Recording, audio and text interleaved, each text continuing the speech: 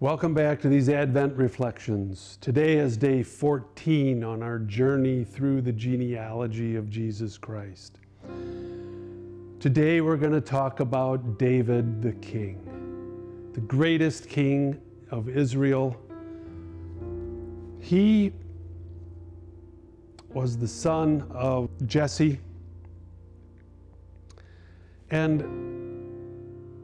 was anointed by the prophet Samuel in secret, because the first king, the prior king, was still alive and was extremely jealous of his power.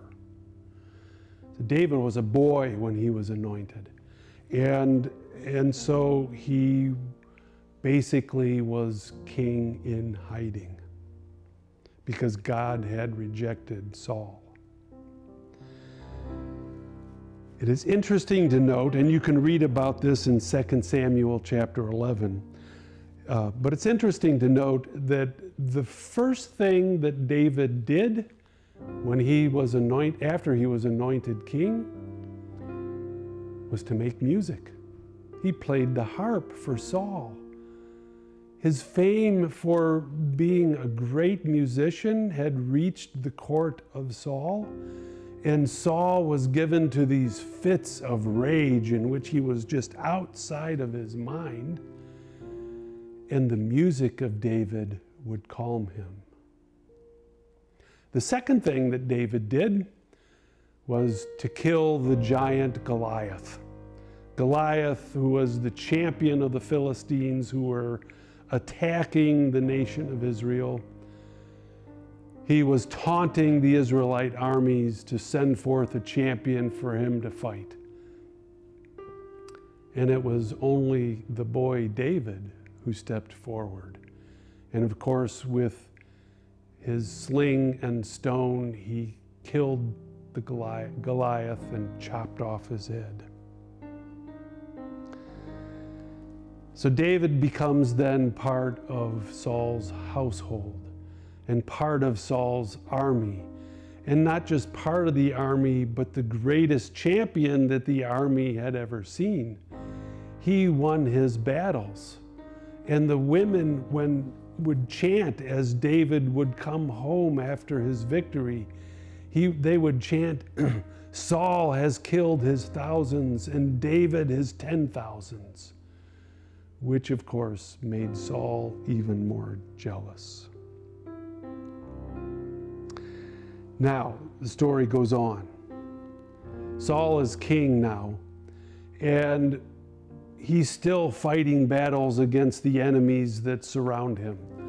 And one day when his armies are out fighting a battle, he stayed home, and from his palace, he spied a young woman, a beautiful young woman, ritually bathing herself on the roof of her home. I don't know why she would do that, but David saw her and, of course, desired her, even though he already had 2 wives.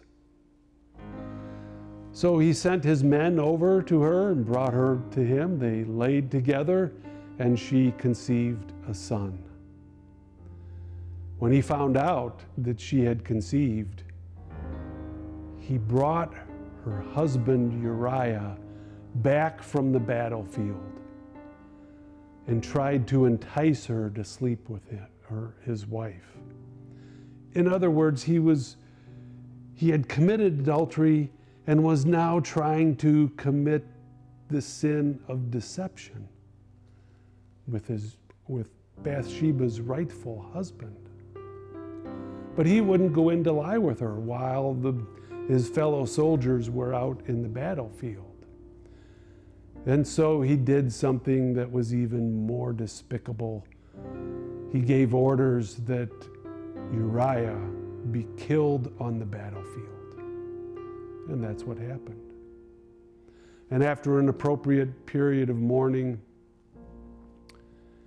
he married Bathsheba and brought her into his own household. But God saw it all, and through the prophet Nathan, He accused David of this triple treachery: the adultery, the attempt at deception, and the murder. And David is cut to the heart. He goes to the tabernacle and he sits before God and he prays this beautiful psalm of repentance, which is Psalm 51. Cleanse me, O Lord, from all my iniquities.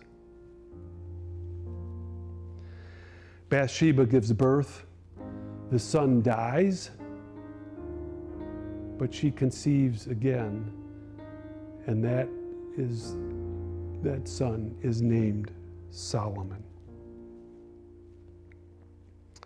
David is the greatest king in Israel, but he wasn't always great in his character, in what he did.